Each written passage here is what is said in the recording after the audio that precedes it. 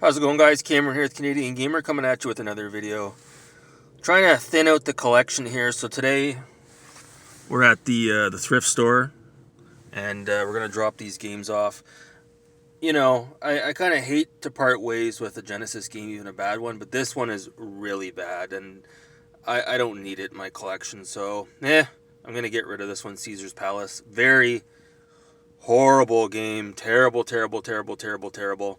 Vegas Stakes on the Super NES and to a lesser extent on the Game Boy is much better than this game. And then as for this one here, Adam Korlek, a couple years ago, he said this was a hard to find Xbox game, and he was going on about it, and then I picked it up. I don't care if this is hard to find or not. I don't want this in my collection. It's shelf filler. I'm not playing it. It's a kid's game.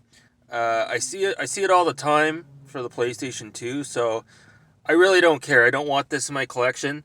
The joke's on me if, 20 years from now this is considered the rarest Xbox game of all time. But for now, I can do without. So let's head into the thrift store and, let's see what we can find. Stay tuned.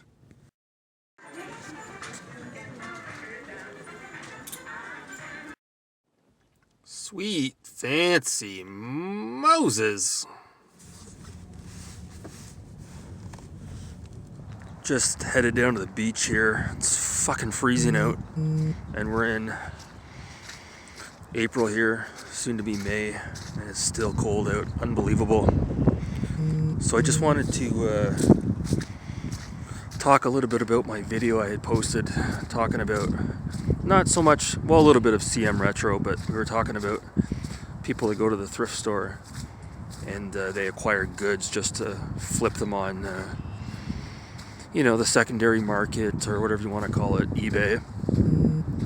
And somebody who shall not be named here in this video went on to Twitter and tried to, I guess, get a popular opinion about how what I was saying wasn't exactly right. And, if somebody goes into a place like Goodwill that's maybe not non-profit, how is that wrong for them to go in there and purchase t-shirts, as an example, or running shoes, and flip them on eBay for a profit? Well, it's so easy to say that, but if you were in a household growing up, a low-income household, and your father or your mother couldn't afford to buy you those Air Jordans that all the other kids were wearing at school, and you walked into the thrift store and your parents or your mother or your father found you a nice pair of Adidas.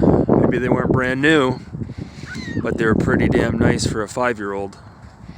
You'd be pretty fucking happy. How would you like it if you were that 5-year-old and you went into the thrift store today, as an example,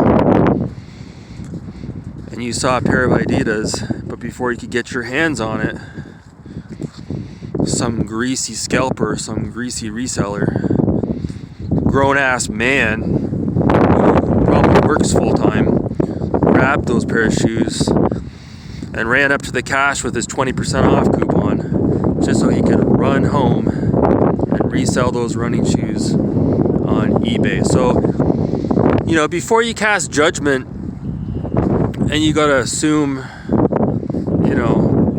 it's a for-profit organization. Who cares if, someone goes into the store and fucking buys that Teenage Mutant Ninja Turtles t-shirt for $4, $2 off coupon, and flips it for $30 on eBay? Who gives a fuck? Fuck that evil corporation. No, it's not just about the corporation. These are donated goods, okay?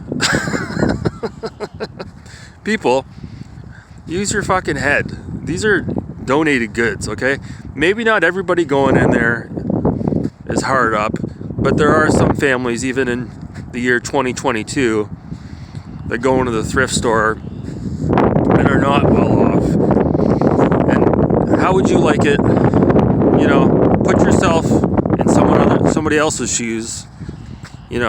Little Johnny goes in there with his parents And all the premium stuff that was in the thrift store, all the good stuff was gobbled up. And little Johnny has to settle for the fucking shit that's in there. All the crap that's left over that nobody wants. Seriously, guys, think about it. Think about it.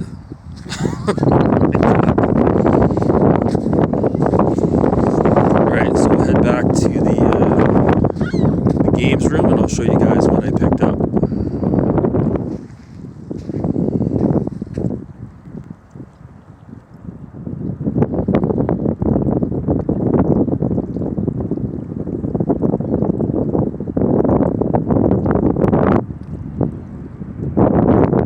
Alright, so here's what I managed to pick up. So you'll see I picked up the film In Dreams. And this is a 1999 American psychological horror film directed by Neil Jordan. Now, Neil Jordan is a fantastic director. He did a lot of good movies from the 80s and 90s. And it stars Annette Bening as a New England illustrator who begins experiencing visions of a missing child and psychic connections to a serial killer responsible for the murders of several local children.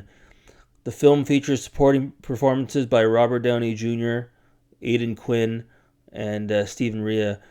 It's an adaptation of a novel called Doll's Eyes, 1993, by Barry Wood. Now, I watched the movie today. Not the greatest movie in the world, but not bad. But more to the point, the cinematography in this movie is top notch. Now, the film, it was basically filmed out near the Massachusetts area in and around multiple locations in New England. It's a breathtaking film to watch, don't get me wrong. Had a $30 million budget, so they definitely maximized the budget here. So, yeah, if you've heard about In Dreams but you've never seen it, it's worth watching just to be able to have an opinion on it. And yes, In Dreams is also a famous song that was written and sung by Roy Orbison. And his song plays at the end of the film, the ending credits as well. Spoiler alert. So, yeah, not bad. I watched it today. And the other item of interest I picked up was Inside Out, A Personal History of Pink Floyd by Nick Mason, who was one of the founding members and the drummer of Pink Floyd. So, yeah, I'm a huge fan of Pink Floyd, and I'm a huge fan of Nick Mason. He's a car guy. He's got a huge car collection, and there's lots of colored illustrations within this book as well. This book was calling my name when I walked into the thrift store. It was on the shelf. So I was very happy to pick these up. And no, before you ask, I'm not reselling these items.